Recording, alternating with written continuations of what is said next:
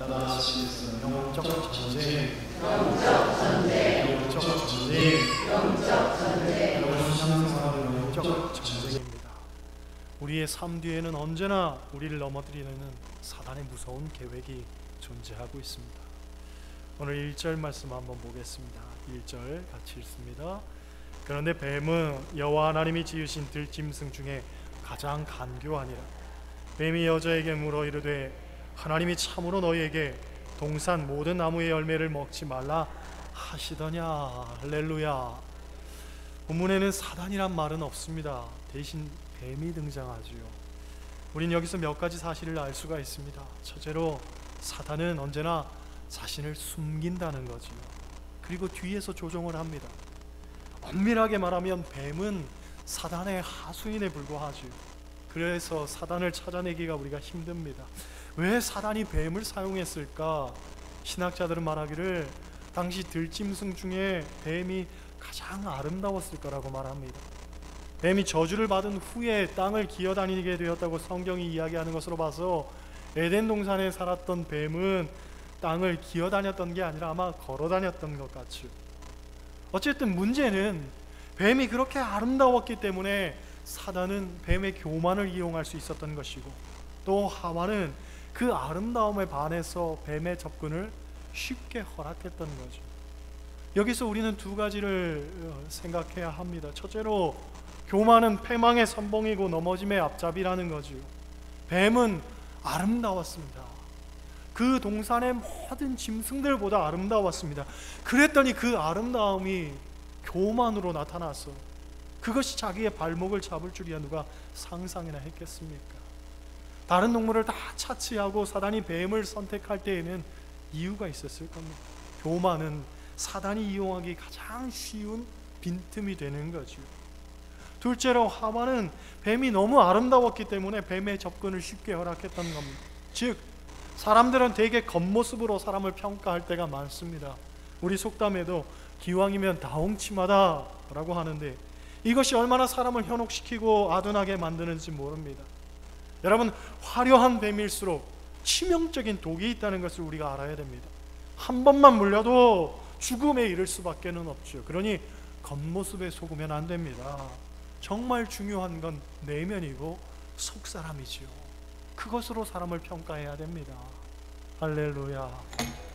둘째로 뱀이 사단에게 쓰임을 받고 저주받은 것처럼 사단은 항상 사람을 조종하고 자기 하수인으로 사용한 후에는 가차없이 버리고 그 사람은 결국 비참해진다는 거죠.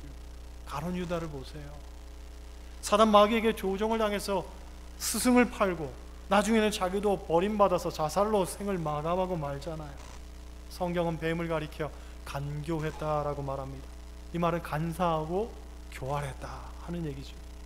좋은 머리를 가졌는데 그것을 잘못된 방향으로 사용할 때 우리는 간교하다고 이야기를 합니다. 가룟 유다도 제자들 중에서는 가장 똑똑한 제자였던 것 같습니다. 그래서 재물을 맡아서 주관을 하였죠. 그런데 결국 똑똑한 게 문제였습니다. 그 똑똑한 머리 때문에 제꾀에 넘어지는 꼴이 되고 만 거죠. 이단을 연구한 학자들에 따르면 똑똑한 사람일수록 이단에 빠져들 확률이 높다고 합니다. 왜냐? 똑똑한 사람들은 이 지적인 열망이 강하다는 거예요. 가슴을 채우기보다는 머리를 채우려고 한다는 거죠. 성령을 받아들이기보다는 지식을 받아들이려고 합니다. 그러다 보니 영적인 문제에 있어서도 정답을 요구를 합니다. 정답이란 게 뭡니까? 결국은 내 생각이라는 거죠. 내 생각, 내가 요구하고 내가 바라는 것, 내가 해석해내는 것. 여러분, 어떤 면에서 신앙생활은 정답이 없습니다. 이해하고 포용하고 용서하고 사랑하는 것에 어떻게 정답이 있을 수 있습니까?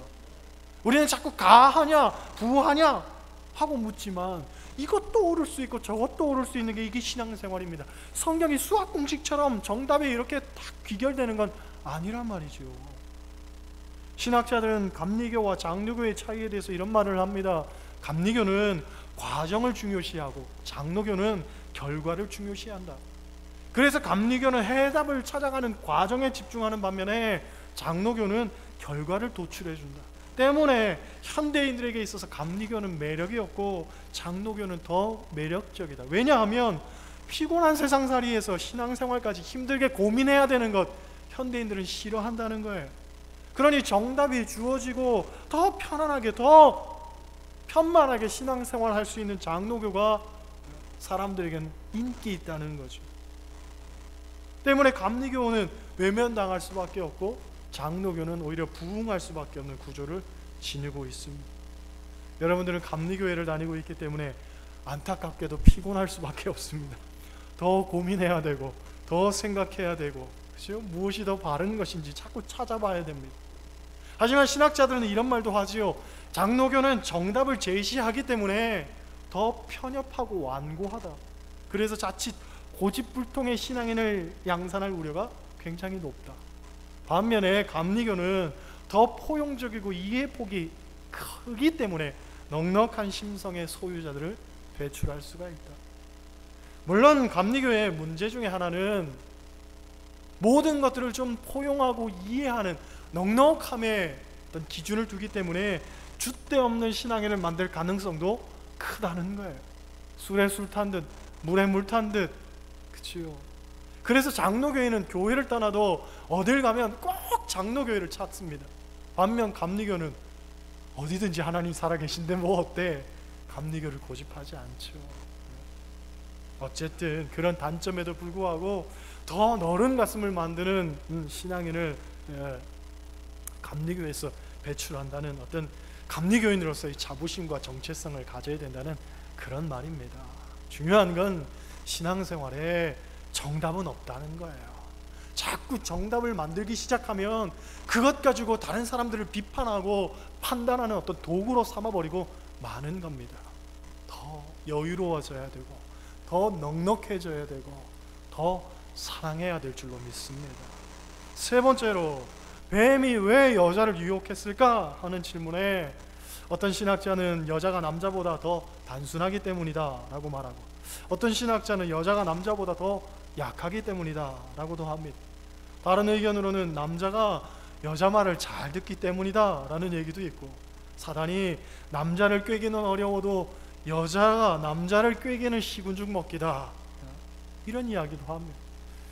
TV를 보니까 어떤 프로그램에서 실제적으로 조사를 했습니다. 제가 본 겁니다. TV 프로그램에서 20대 미혼 여성에게 낯선 남자가 다가가서 오늘 밤 외로우니까 우리 조용한 데 가서 같이 밤을 보냅시다 하고서 20명에게 이야기를 했는데 20명에게 다 차였습니다. 남자가 여자에게 가서 오늘 밤 같이 보냅시다 그랬더니 이런 남자가 다 있어! 그리고서는 20명이 다 도망가더라는 거예요. 그런데 20대 미혼 남성에게 낯선 여자가 다가가서 유혹을 합니다. 나 오늘 외로우니까 오늘 밤 조용한 데 가서 같이 보내요. 그리고 20명에게 이야기를 했는데 딱 한 명 거절하고 19명이 좋아요 하더라는 거예요. 남자는 여자의 유혹에 너무 쉽게 넘어가는 존재라는 거죠.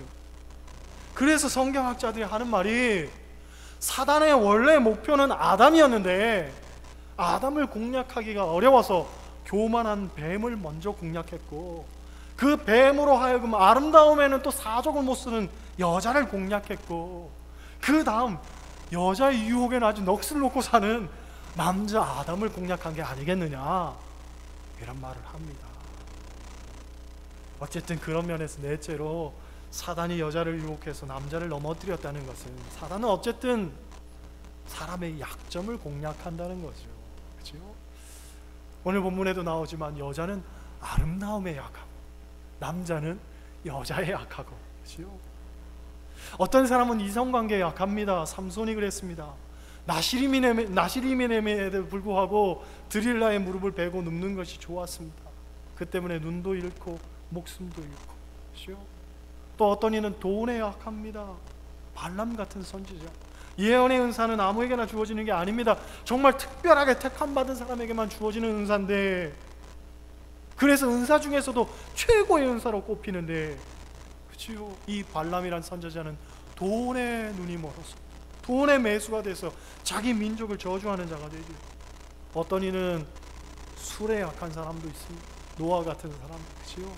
술에 취해서 자기의 치부를 다 드러내고 결국 그것 때문에 그 후손들이 지금까지 싸움이 이어지고 있고, 함이 아버지를 비웃고 조롱한 것 보면 노아가 술에 취해 부끄러운 모습 보였던 게 이게 한두 번이 아니었던 것 같습니다. 흔히 말하기를 참 저 사람 술만 안 먹으면 괜찮은 사람인데, 그런 이야기 하는데 그 이야기가 그 사람을 망치는 거예요. 술만 안 먹으면 괜찮은 사람이 어디 있습니까? 그 사람은 이미 괜찮은 사람이 아닙니다. 나쁜 사람이고 못된 사람이고 술 끊어야 되는 거예요. 그렇죠? 우리 교인들 중에서는 술 자시는 분이 한 분도 없는 줄 믿습니다. 그런데 혹시라도 옆 교회 교인 중에 그런 사람이 있으면 꼭 끊으라고 이야기해 주시기를 바랍니다. 할렐루야.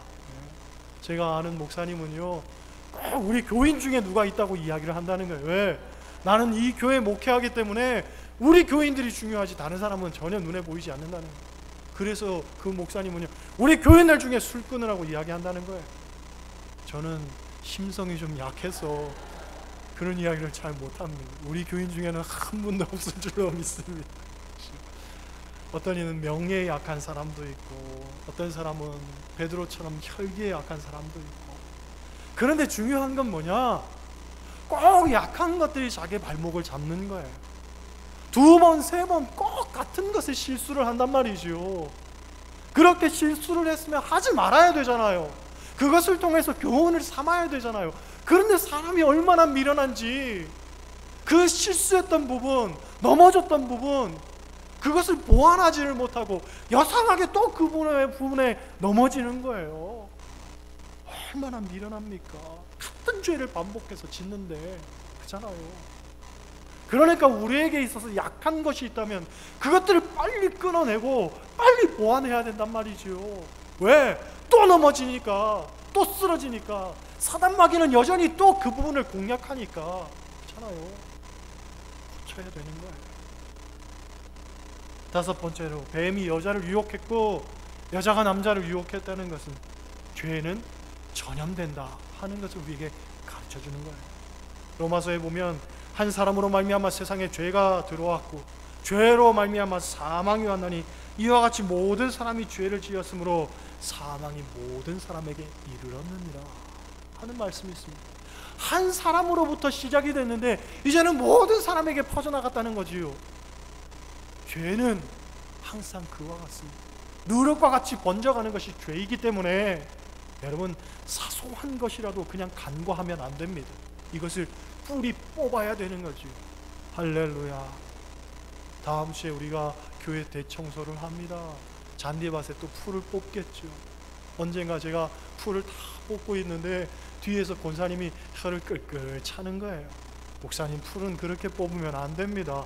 뿌리째 뽑아야지. 겉에만 제가 잡아뜯고 있었거든요. 왜? 뿌리째 뽑으려고 하니까 너무 힘드니까. 그러면 풀은 금방 또 돋는다는 거예요. 죄도 뿌리째 뽑아야지 그냥 겉모습만 제거하면 안 되는 거예요. 그런 채 흉내만 내고 겉모습으로만 살면 안 되는 겁니다. 근본적으로 다 바꿔야 되는 거예요. 할렐루야. 할렐루야. 아무튼 본문을 보면 뱀이 여자를 유혹한 내용이 나옵니다. 먼저 뭐라고 이야기하느냐? 1절 말씀 우리 다시 한번 보겠습니다.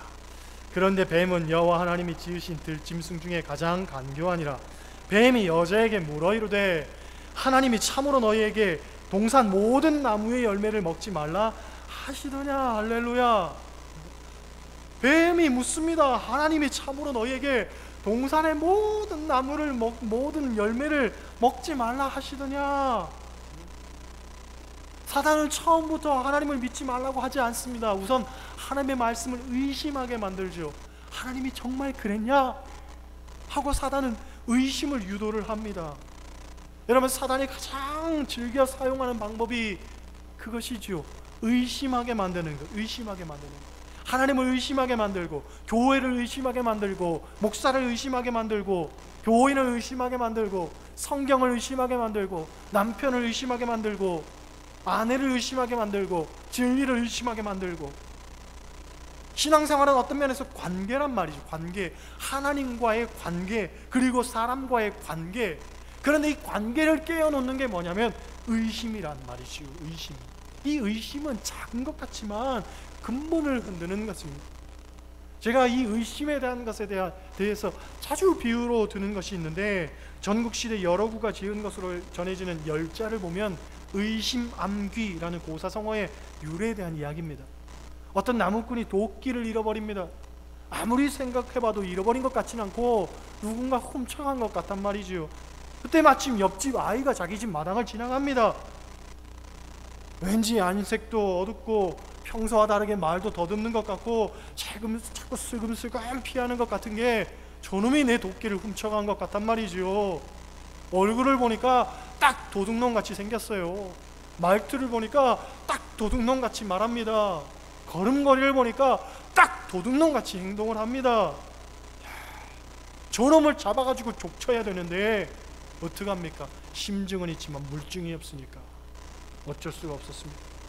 며칠 뒤에 산에 나무하러 갔는데 거기서 자기 도끼를 찾게 됩니다. 지난번 나무하러 갔다가 거기 놓고 간 거죠. 집에 가다가 마침 옆집 아이를 또 만났습니다. 다시 아이를 봤더니 얼굴이 얼마나 착하게 생겼는지, 말도 착하게 하는 것 같고 걸음걸이도 착한 것 같고 참 착한 아이인데 내가 왜 저 착한 아이를 의심했지? 하면서 지나갔다는 거죠. 여러분, 무슨 말입니까? 의심이란 건 멀쩡한 사람도 도둑놈 만들어 놓더라는 거예요. 그렇죠? 사단은 우리로 하여금 의심하게 만듭니다. 그래서 늘 우리에게 이런 질문을 던지게 만들죠. 하나님이 과연 살아계실까? 하나님이 나를 사랑하실까? 영적인 세계는 있을까? 내가 구원받을 수 있을까? 천국 갈 수 있을까? 수도 없이 의심이 꼬리를 물고 우리에게 찾아옵니다. 분명한 확신을 가지지 못하도록 만드는 것이요. 여러분, 의인은 믿음으로 말미암아 사는 겁니다. 의심하면 안 됩니다. 믿고 살아야 됩니다. 할렐루야.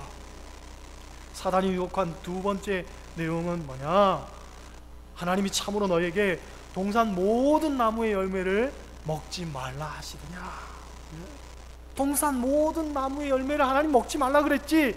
졸지 하나님을 나쁜 사람 만들어 놓는 거죠. 나쁜 분으로. 그렇죠? 사단은 하나님에 대한 이미지를 자꾸 손상시키려고 합니다. 그렇게 되면 우리는 말씀에서 멀어지게 되는 것이고, 하나님 말씀에서 멀어지면 사단의 꿰매 결국 넘어가게 되는 것이고, 그렇죠? 그러니까 사단은 자꾸 말씀으로부터 우리를 떼어놓으려고 하는 거예요. 말씀이 안 들리게 만드는 거예요. 그렇죠? 말씀이 귀에 들어오지 못하게. 여러분, 말씀이 귀에 들어오지 못하게 하는 사단이 주는 가장 쉬운 방법은 뭐냐? 결국 목회자와의 어떤 관계를 끊어놓는 거죠. 목회자를 싫어하게 만들고, 목회자에 대해서 의심하게 만들고, 목회자에 대해서 존경하지 않게 만들고. 그렇죠? 그러면 아무리 좋은 설교도 귀에 들어오지 않습니다. 진실을 말해도 거짓으로 받아들이는 거지요. 덕이 되는 말을 해도 그것 때문에 상처를 받는 거예요. 하나님께서 하시는 말씀, 촌철살인의 이야기를 해도 그것이 나에게 있어서 상처만 되는 거죠. 그렇잖아요. 그러니까 항상 말씀을 전하는 자와의 관계가 좋아야 되는 거예요. 그렇죠? 설교에 은혜가 없는 게 아니라 관계가 지금 좋지 못한 거예요. 그러니까 설교를 잘 들으려고, 아니 좋은 설교를 찾아보려고 하는 것이 중요한 게 아니라 관계를 회복하는 데에 힘써야 되는 거예요. 그러면 아무리 못난 설교도 다 나에게 있어서 은혜가 되고 기쁨이 될 수 있단 말이죠. 할렐루야. 그러니까 자꾸 저를 미워하지 마시고 사랑하려고 노력하시길 바랍니다. 그럼 하나님 말씀도 들리는 거예요. 2절 3절 말씀 보세요. 2절 3절 같이 읽습니다. 여자가 뱀에게 말하되 동산 나무의 열매를 우리가 먹을 수 있으나 동산 중앙에 있는 나무의 열매는 하나님의 말씀에 너희는 먹지도 말고 만지지도 말라 너희가 죽을까 하노라 하셨느니라. 할렐루야. 이 본문은 굉장히 신학적으로 중요합니다. 왜냐하면 여자가 하나님의 말씀을 덧붙이고 빼는 실수를 범했기 때문에 그렇습니다. 만지지도 말라 하는 말씀을 덧붙였고 정령이라는 말은 빼고 죽으리라를 죽을까 하노라 하는 그런 내용으로 바꿔서 말했단 말이죠. 집에 가서 성경을 한번 찾아보십시오. 과연 아담과 하와에게 하나님께서는 뭐라고 말씀하셨고, 그리고 하와는 지금 사단에게 무엇이라고 이야기하는가, 이것을 비교해서 보면 굉장히 중요한 핵심을 우리가 발견할 수 있단 말이지요. 어쨌든 하나님의 말씀은 가감하면 안 되는 거예요. 더해서도 안 되고 빼서도 안 됩니다. 요한계시록 22장을 보면 하나님 말씀에 더하면 성경에 기록된 재앙이 임할 것이고 빼면 거룩한 성에 들어가지 못하리라, 그렇게 이야기를 했습니다. 과거 교회사를 보면 신학자들이 자기 마음대로 말씀을 가감했습니다. 이단들도 그렇습니다. 말씀을 가감하지요. 더하고 빼고 자기 멋대로 지요. 성경 좀 안다는 사람들과 오랜 믿음의 사람들이 쉽게 범하는 이 실수가 뭐냐면 자기들이 성경을 다 아는 척한다는 거예요. 그래서 마음대로 성경을 더하기도 하고 날마다 성경을 빼기도 하고, 내게 있어서 별로 중요치 않는 것은 그냥 간과시켜버리고 내게 있어서 중요하다고 생각하는 것만 도용해서 또 오용하기도 하고 그렇습니다. 아닙니다. 성경은 66권 모든 장이 다 귀하고 모든 절이 다 귀한 줄 믿습니다. 할렐루야. 모든 말씀, 그 말씀이 다 성령의 능력이고 하나님의 임재요 하나님의 권능을 주는 말씀인 줄로 믿습니다. 그러니까 더해서도 안 되고 빼서도 안 되고, 우리가 아는 말씀이라고 쉽게 넘어가서도 안 되고 간과해서도 안 되고, 할렐루야. 듣고 들어도 또 새롭고 읽어도 또 새로운 것이 말씀인 줄로 믿습니다. 4절 5절 말씀 보세요. 4절 5절 같이 있습니다. 뱀이 여자에게 이르되 너희가 결코 죽지 아니하리라. 너희가 그것을 먹는 날에는 너희 눈이 밝아져 하나님과 같이 되어 선악을 알 줄 하나님이 아심이니라. 할렐루야. 할렐루야. 하와가 벌써 마음에 의심이 생기고 자기 줏대를 갖지 못하고 강단을 갖지 못하고 흔들리니까 틈을 보이자마자 사단이 이야기하는 거예요. 너희가 결코 죽지 아니하리라. 하나님 반드시 정령 죽으리라 말씀하셨음에도 불구하고 사단은 이야기하는 거죠. 너희가 결코 죽지 아니하리라. 그리고 너희가 하나님처럼 될 수 있다 하고서 교만한 마음을 주는 거예요. 여러분, 인간이 하나님처럼 되려는 것이 교만입니다. 인간은 인간의 자리를 지켜야 됩니다. 그렇지요? 하나님의 자리를 넘보면 안 되는 거예요. 하나님처럼 되려고 했던 교만의 원조가 누구냐면 바로 사단입니다. 천사장 루시퍼가 교만해서 사단이 되었다고 성경은 말하고 있거든요. 사람들은 흔히 돈을 벌고 높은 자리에 오르면 내가 잘나서 된 줄로 생각을 합니다. 그러나 아닙니다. 그렇죠? 내가 잘나서 된 게 아니에요. 절대로 교만하면 안 됩니다. 항상 모든 영광은 하나님께 돌리며 살아야 되는 거죠. 6절 보세요. 6절 같이 읽습니다. 여자가 그 나무를 본즉 먹음직도 하고 보암직도 하고 지혜롭게 할 만큼 탐스럽기도 한 나무인지라. 여자가 그 열매를 따먹고 자기와 함께 있는 남편에게도 주매 그도 먹은지라. 아멘. 교만해지니까 이 선악과를 보는 시각이 달라지는 거예요. 그 전까지만 해도 하나님께서 이것을 먹는 날에는 정령 죽으리라, 죽음의 실과처럼 보였단 말이지요. 그런데 사단이 그 마음을 비집고 교만을 심어주고 나니까 이제는 그 죽음의 실과가 먹음직도 하고 보암직도 하고 탐스럽게 되는 거죠. 뱀에게 그 말을 듣지 않았을 때에는 몰랐는데, 아무 문제가 없었는데 듣고 헷갈리기 시작하는 거죠. 그렇죠? 여러분, 말이라는 게 이렇게 무서운 거예요. 뱀이 속삭이고 난 다음에 선악과를 보니까 탐스러워지게 된 거죠. 그렇죠? 어떤 목사님의 고백입니다. 이분이 참 청빈하고 고결한 삶을 살아서 많은 사람들에게 칭송을 받았습니다. 만나는 사람마다 목사님 참 존경합니다. 어떻게 그런 삶을 사십니까? 그렇게 사람들이 이야기하면 다 하나님 은혜지요. 하나님 은혜입니다. 하나님께서 은혜 주셔서 그렇습니다. 그렇게 대답했다는 거예요. 그런데 만나는 사람마다 그런 이야기를 하는 거예요. 자주 하는 거예요. 늘 그런 이야기를 하는 거예요. 목사님 존경합니다. 목사님 존경합니다. 그런 이야기를 하도 많이 듣다 보니까 어느 날부턴가는 별거 아닙니다. 예? 감사합니다. 자기 인사가 달라져 있더라는 거예요. 자기도 모르는 사이에 말이죠. 그 전에는 아유 하나님 은혜 주요 이렇게 분명히 이야기했는데 아이 감사합니다. 뭐 별거 아닙니다. 자기 고백에 달라져 있더라는 거예요. 그때 이 목사님이 생각하기를 그렇구나. 좋은 말도 자꾸 들으면 사람을 교만하게 하는구나. 그 생각이 들어서 그때부터 사람들 앞에 보여지는 것을 최대한 자제하게 되었다는 그런 내용입니다. 여러분, 자녀를 잘되게 하는 10계명 중에 칭찬하라는 것이 있습니다. 칭찬하라.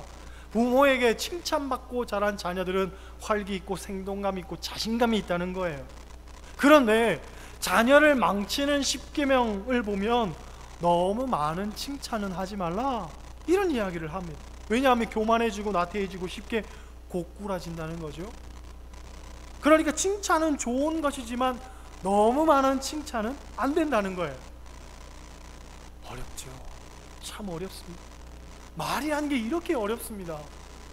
칭찬을 하긴 해야 되지만 또 칭찬을 할 때를 가려야 되는 것이고 너무 많이 해서도 안 되고 절제하고 자제해야 되는 것이고 어렵습니다. 그러니 우리의 입술도 사실은 하나님께서 파수꾼을 세워주셔야 되는 거예요. 어떤 말을 해야 될지 우리는 알지 못하니까 성령께서 도와주셔야 된단 말이죠. 여러분, 지금도 사단은 우리를 호시탐탐 노리고 있습니다. 광명한 천사를 가장해서 우리에게 접근을 합니다. 우리는 지금 영적 전쟁을 하고 있습니다. 전쟁은 죽느냐 사느냐 하는 것이고 그렇잖아요. 절대로 빈틈을 보여서는 안 됩니다. 우리의 약한 것들을 그냥 방치하면 안 됩니다. 하나님을 붙들어야 됩니다. 말씀을 붙들어야 됩니다. 그분을 앞세우고 영적 전쟁에서 승리하며 사시기를 주님의 이름으로 간절히 부탁을 드립니다. 기도하시겠어요?